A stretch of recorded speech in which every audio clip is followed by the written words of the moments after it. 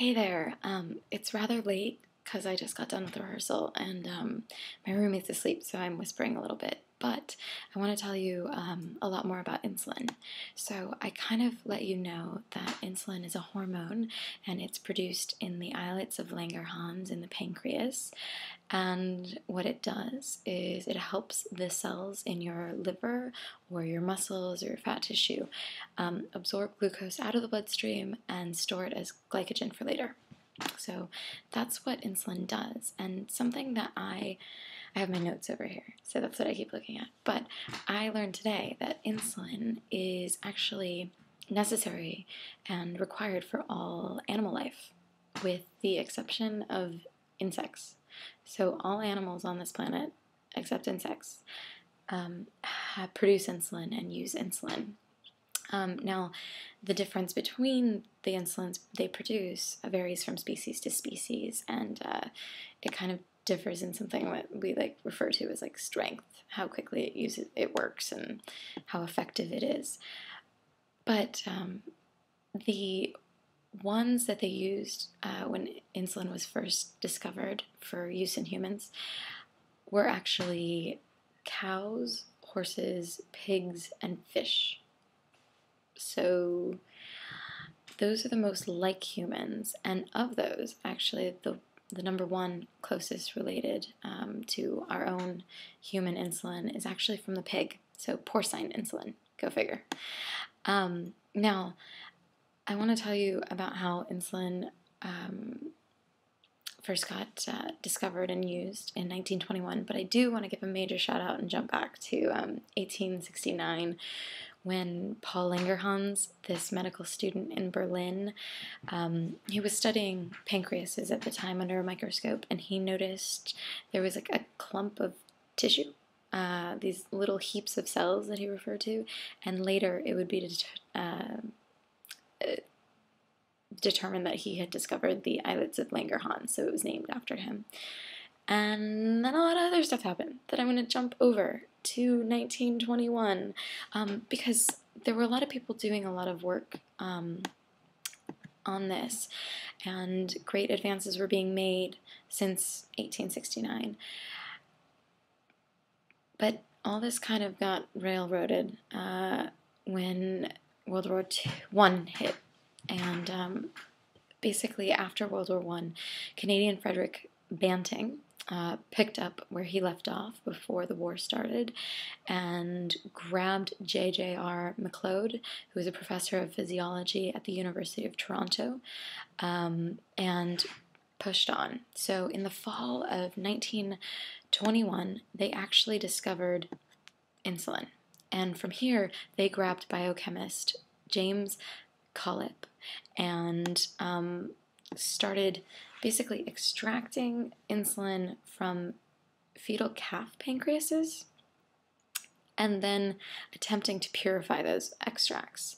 And basically, they were ready for a clinical trial at the very beginning of 1922. So insulin was discovered in 21, and on January 11th, 1922, Leonard Thompson, a 14-year-old diabetic who was at the Toronto General Hospital, basically on his deathbed, was given the first injection of insulin, and it went horribly. He actually suffered an allergic reaction because the compound was impure and they hadn't, extracted it properly and distilled it down, and so they stopped. And then Collip worked day and night for about 12 days to improve the extract and make it as pure as humanly possible. And on January 23rd, they tried again. So the second dosage of insulin was administered on January 23rd, 1922, and this one was completely successful. It went perfectly. There was no side effects. The signs of diabetes disappeared from Leonard Thompson, and from here they set out to start treating people.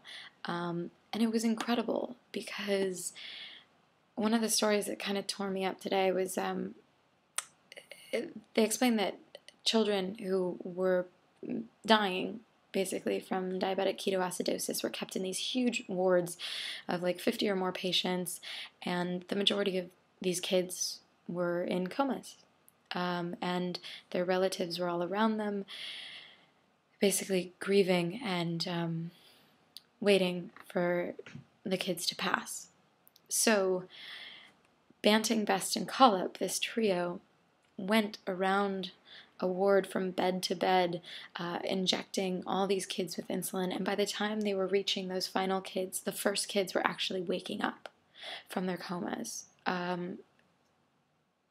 which is just incredible. It's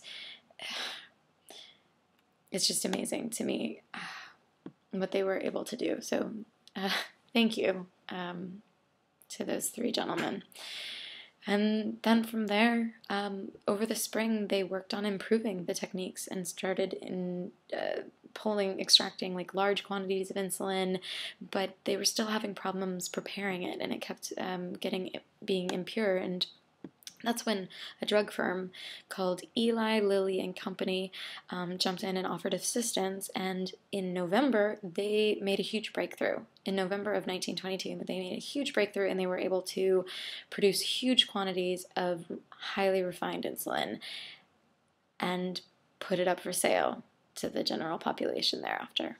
So that was amazing.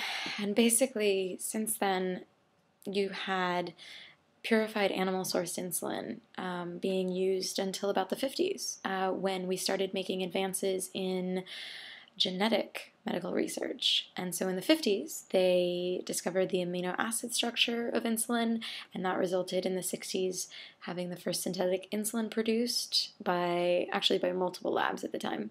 And then in 1977, the first genetically engineered synthetic human insulin was produced in a laboratory using E. coli. And then in 1982, it was the first commercially available biosynthetic human insulin came out, and that was called Humulin. So that leads us up to today, when the vast majority of insulins being used all over the world are biosynthetic recombinant human insulin. And basically they've genetically altered insulin to do all sorts of amazing things, because there's different types of insulin. There are rapid-acting types of insulin that start working in 15 minutes and last like 3 or 4 hours, the effects. There's other kinds that are called short-acting insulins or regular insulins, and those start working in about 30 minutes and they last 5 to 8 hours. There's also intermediate-acting insulins, and those start working in 1 hour to 3 hours and last up to 24 hours. Then there's ones that work in 4 to 6 hours, but they last up to like 32 hours, and so then you have all these combinations of all of those. So there's a lot going on with insulin. And usually diabetics end up with a regimen of a variety of things. And I'm going to talk about what my regimens have been and what my regimen is in another video. But one thing that I did want to mention was that when you go to Wikipedia and look up insulin therapy, there is an entire section called The Problem, and so I wanted to read the first sentence, which is, the central problem for those requiring external insulin is picking the right dose of insulin and the right timing. So now that we have insulin to choose from, we have to make all these decisions and on how much to give and of what type, and things get complicated depending upon what food you're eating, whether you're exercising, whether your stress levels are too high, and I'm going to talk about all this later. But it goes on to say, because of the complex and interacting factors, it is, in principle, impossible to know for certain how much insulin and which type is needed to cover a particular meal to achieve a reasonable blood glucose level within an hour or two after eating. But at least we got it, because it's working, and we're surviving much longer than we did, and God, if I was born 100 years earlier, there wouldn't have been insulin. So I'm very grateful to those gentlemen and all the research.